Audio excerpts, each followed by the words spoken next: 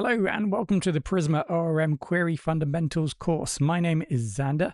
This tutorial is part of a whole course playlist, which you can access for free on YouTube. For deeper learning, the extended course is available for purchase at Udemy. You'll find all the resources and links in the video description. Don't forget to subscribe for weekly promotions, discounts, and Udemy course giveaways. Updating records in Prisma involves modifying existing entries in the database. Prisma provides multiple methods to update records efficiently, depending on the use case. So where we need to update one specific record based on a unique field, for example, the primary key, then we can use update. So what's important here is that when we use the update method, that we provide a where condition, and that condition must be based upon a unique field within the table to uniquely identify a record. So essentially, we need to be able to uniquely identify the record we want to change, and then we can go ahead and change the details. So typically in a table, you can see from all of our tables in our database, we have the ID, the primary key, which is a good approach to select individual records from the table. But you can see that in some of the tables, we do also have the AK, which is other fields in the table which are essentially defined as unique. So the name and slug here in the category table are unique, so we can use both of those fields or the data within to uniquely identify a single record and then update it. What we have now seen is that the client can send data from the client to our application when creating a post request. And we've seen that that data is attached to the body as maybe JSON or XML data. Other common approaches used to send data from the client is to use the URL parameters with path variables, and there are other methods, so in the header, form data or multi-part form data. So filed uploads. So there are a few other approaches that you can't see here, but I just wanted to highlight these three main approaches. So we've seen sending data from the client in the body, the URL parameters and URL paths. Sending data in the URL path. So remember that in the client request, they will send the URI. So that would be a path. So let's just go for a category. So this is the endpoint, as well as what is sent by the client to access a resource. So let's go for category and then create. So this is an endpoint to create a new category. Now what we can also do is pass additional information as a query string. So it might be that there is a specific piece of information that we want to also include, which changes the query in our code. So here we pass some data. Let's go for name is equal to whatever, Bob. And we can send multiple data. So just using the and then we can go ahead and add some more data. So it is something that we can add multiple data. An interesting name, bod, but we can add multiple query parameters here. So we use the @ and then we can go ahead and add some more. So for example, age equals 18 and so on. So when our API endpoint, our application receives this request, we can simply strip out this data and then maybe utilize it as part of our query. So that is URL parameters or query strings. So another popular method is to use URL parameters or path variables. I keep saying URL parameters. So in this case, we have URL parameters, query strings, and URL parameters, path variables. So in the URL parameters, we can define multiple path variables. So let's go for category. We could say, for example, create to create a new category, and then we can simply pass in additional values into multiple path components. So let's go for the name. Here will be, well, we could have something crazy like this, name, and then our bod name again.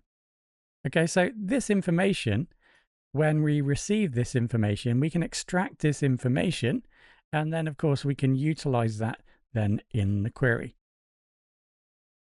As we work through the course, I will mix up the endpoints and use different approaches. So you will see examples of using query strings, path variables, and of course, we've already seen examples using or passing data in the body. Okay, so let's take a look at an example of updating a single record, an individual record in the category table. Now I've started creating the endpoint, so router posts. So we're going to send some data from the client to the server to update the data in the database. And this time we're going to send that to category/update. Notice how I'm using or trying to create a collection of operations based upon the category table. So we had previously category bulk insert, and now we have category update. And I'm using these path parameters, sections of the path, to logically create endpoints for a particular table. And this is one approach of creating endpoints in your API. And this is something that you need to plan ahead, potentially, if you know what endpoints you need to create. Try and create a set of endpoints, a logical set of endpoints that's easy to understand. If you saw this endpoint, you would probably know that this endpoint is for updating something to do with the category. And the previous endpoint, category bulk insert, well, that's something to do with bulk inserting data into the category. So using this type of approach, creating URL parameters in such a way can help easily manage and identify the endpoint and the purpose of it. Now what we got here is this option for this query string. So we want to capture this value that is passed in via the client's request, and we're going to utilize that. So this is a URL parameter that captures the category ID that needs to be used in the query to select the individual category so that we can then go ahead and update that particular individual row. We'll see that in action when we start to use the endpoint. Now, next up, we're going to extract that data. So here you can see that from the request data, we look for parameters, and then we reference the ID. So that's how we're going to extract that value that's been sent by the client. We're going to store that in category ID. And then in the request body, we're expecting the client to provide the additional information regarding what data needs to be changed in the record that we select in the category table based upon the ID. Okay, so we have all the information now, so we need to just perform the operation of updating. But before that, we can validate the input data. So what we're doing here with the exclamation mark and category ID referencing the potential ID that's passed in by the user, we're checking to make sure that this value that the user or the client is sending us in the ID parameter, we're checking to make sure that it doesn't include null, undefined, false, zero, nan, or an empty string. Then in addition to that is nan. So this is a JavaScript function that stands for is not a number. So it checks if the value passed in is not a valid number. So we are expecting a number to be passed in this parameter. So we're checking to make sure it is a number, and we're checking to make sure that they haven't not included it when they sent the request. So there should be a number. So that should capture if there isn't a number, a valid number, and then return the 400 status, invalid category ID. Error string is returned back to the client, and then they know that they have incorrectly or forgotten to add the category ID.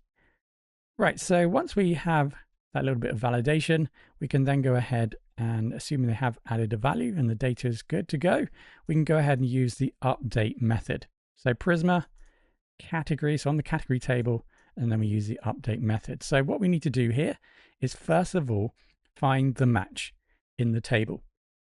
So this is the where clause. So we define the ID. So we're looking for a record in the category table where the ID equals the ID that's passed in through the parameter. Okay, so assuming that exists, we can then go ahead and update the data. So depending on what is provided, we can, of course, update the corresponding data. Right, of course, you need to understand the fields that are currently in the category table. And of course, you can check out the ERD diagram to help you with that. Right, so this time, if the update is successful, we send a 200. So a 200 is slightly different. In the previous examples, I think we were returning a 201. We take a look at our HTTP status list codes. You can see that a 201 was created. So when we create a record, we return a 201, and 200 is an OK. So the request was successful and the server returned the requested data. So we do go ahead and return the updated data. So what's happening here is that we're going to return the record back to the user with the updated details. And of course, if there is an error at any point in time, we're going to catch that generic error, whatever it is, and then we're going to output that into the console so we can view the error, and then we can go ahead and return a 500 status. That, of course, is a very generic HTTP status, which informs the client that the server encountered some sort of error.